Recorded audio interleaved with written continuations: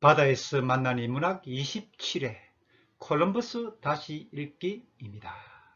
안녕하십니까 여러분. 인터넷 한국해양문학관의 심호섭입니다. 지금으로부터 약 500여 년 전의 일입니다. 16세기 말입에 당시 포르투갈은 전 국가적으로 바다로 나가 항해를 하면서 해외에 나가서 물품 교역, 무역이지요. 무역을 한다든지 새로 발견되는 땅을 차지하여 영토를 넓히는 일에 관심을 쏟고 있었습니다. 포르투갈 사회는 온통 바다와 항해와 선박과 선원들에게 누리가 있었던 겁니다. 당시 유럽은 아직 중세 사회였는데요. 이때 르네상스라는 새로운 사회적 기운이 일어나고 있습니다. 인간의 의지를 강조하고 새로운 것을 발견하고 과학적 방식을 찾으려는 이러한 새로운 기운, 르네상스 운동의 바람이 포르투갈 사회에도 불고 있었던 거죠. 해양 진출의 분위기가 강했던 리스본 사회는 자연히 르네상스 이념의 분위기와 함께 새바람, 새물결로 출렁이고 있었는데요. 이들이 추구하려는 세계는 바다 저 멀리 있었습니다. 이 사람들은 동양으로, 그러니까 향신료도 여러 가지가 있겠는데요. 그 중에서도 후추를 실어라.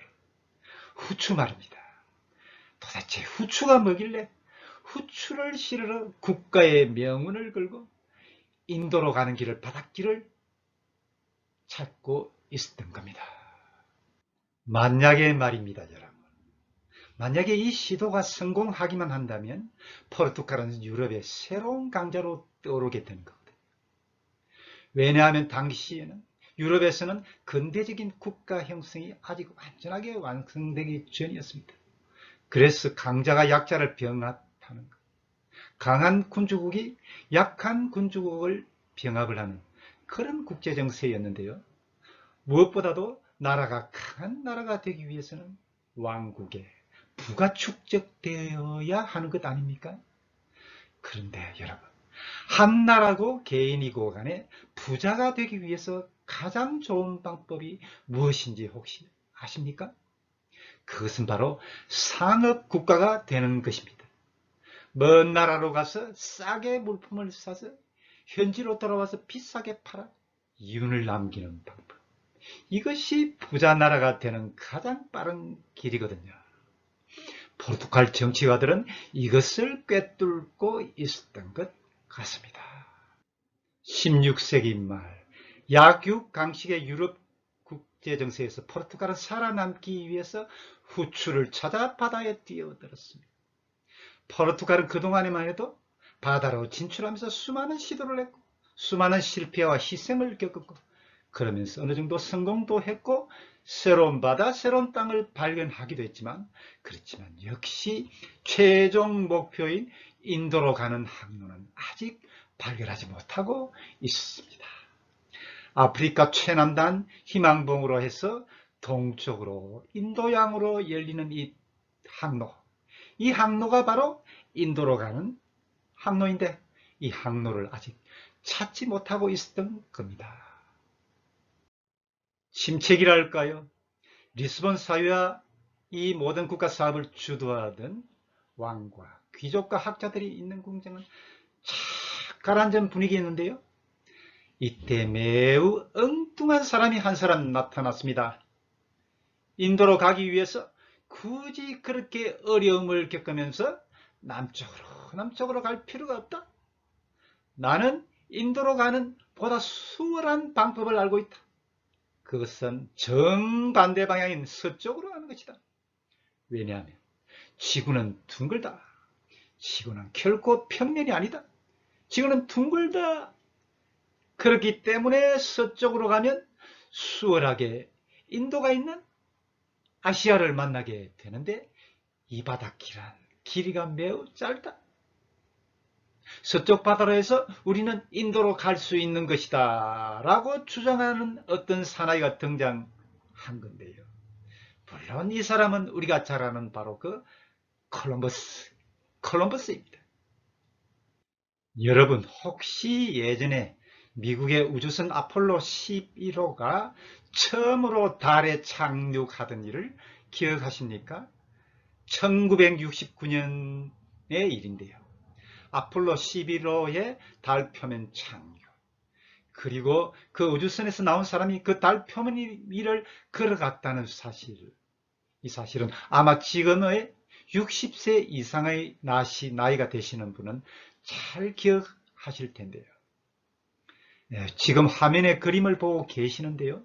그때 TV를 통해서 달 표면에 도착한 우주선에서 우주복을 입은 사람이 나와서 달 지면을 긋고 있던 장면. 정말 놀라운 일이었습니다. 너무나 놀라운 일이어서 그 후에 어떤 일이 있었냐 하면요. 이 모든 일은 미국에 조작된 일이라는, 인간의 달 착륙은 거짓 뉴스라는 소문도 돌고 그랬던 적이 있습니다. 여러분, 500여 년 전에 콜럼버스라는 사람이 미지의 바다 대서양을 건너 새로운 대륙에 도착을 한 사건은 말이죠, 인간의 달 착륙보다 더 놀라운 사건이었다고 합니다. 역사가들은 그런 말을 하는데요. 당시의 유럽 사회는 콜럼버스의 항해로 완전히 뒤집어졌습니다. 근대의 유명한 철학자들 중에 데카르트라는 사람이 있는데요. 이 철학자 데카르트라는 분은 이런 말을 한 적이 있습니다. 나는 생각한다. 고로나는 존재한다. 철학자 데카르트의 유명한 명제이지요. 이 데카르트의 철학은 인간의 경험보다 인간이 지닌 이성의 능력을 더 존중한다는 철학이라고 말할 수 있겠는데요. 콜럼버스의 항해와 신대륙의 발견은 데카르트의 철학 명제가 빛이 발해질 만한 그런 사건이 아니었겠습니까? 당시 유럽은 여전히 중세사회, 지구는 평평한 평면이며 바다 멀리 나가면 낭떠러지로 떨어진다고 믿던 그런 시대였습니다. 이때 유럽 사람들이 말하는 바다는 다름 아닌 대서양이었는데요. 유럽인들의 앞에 망망히 펼쳐진, 끝없이 펼쳐진 바다, 대서양. 그 대서양의 끝에는 낭떠러지가 있고 거길 항해하는 배는 낭떠러지로 떨어질 것이라고 믿었는데, 그런데 전혀 그렇지 않았거든요. 콜럼버스는 이 끝없는 바다를 장장 36일입니다. 계속 항해를 했는데요. 36일 동안. 그런데도 아무런 이상이 없었던 겁니다. 이 항해가 얼마나 대단한 항해였는가를 설명하기 위해서 저는 잠시 저의 경험을 소개하고자 합니다. 저는 한때 직업이 대양을 항해하는 항해사였던 적이 있습니다. 저는 태평양 같은 대양을 여러 차례 항해했는데요. 한 번은 태평양을 건너가고 있었을 때의 일입니다. 그쪽 항로가 그랬는지는 몰라도 가도 육지도 섬도 못 만나고 지나가는 배도 만나지 못하고 있었는데요. 3일 동안을 그런 상태에 빠지자 저는 문득 이런 생각이 들었습니다. 이러다가 육지를 못 만나고 영원히 이 동심원의 바다에 갇혀서 빙빙 맴돌게 되는 것이 아닐까 하는 끝없는 불안감에 사로잡혔던 겁니다.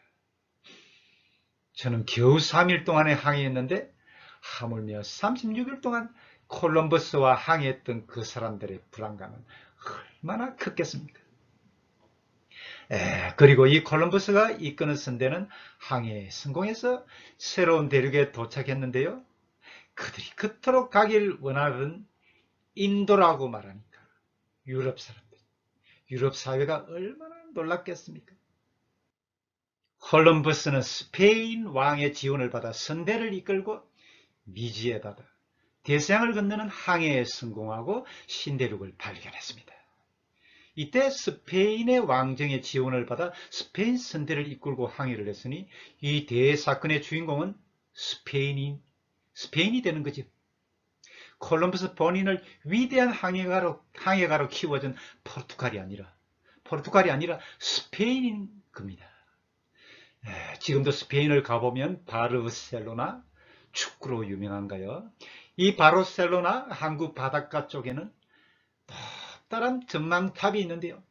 이 전망탑 위에 콜럼버스 동상이 세워져 있는데요. 콜럼버스는 저 멀리 끝없는 바다, 대서양 바다를 손가락으로 가리키고 있습니다. 저는 저 콜럼버스의 동상이 세워져 있는 이 높은 전망대, 그 높은 전망대에 올라가 본 적이 있습니다. 10년 전의 일입니다. 콜럼버스 다시 읽기 다음 시간에 이어가도록 하겠습니다. 오늘도 여러분들께서는 바다와 함께 행복한 시간 되시길 바랍니다.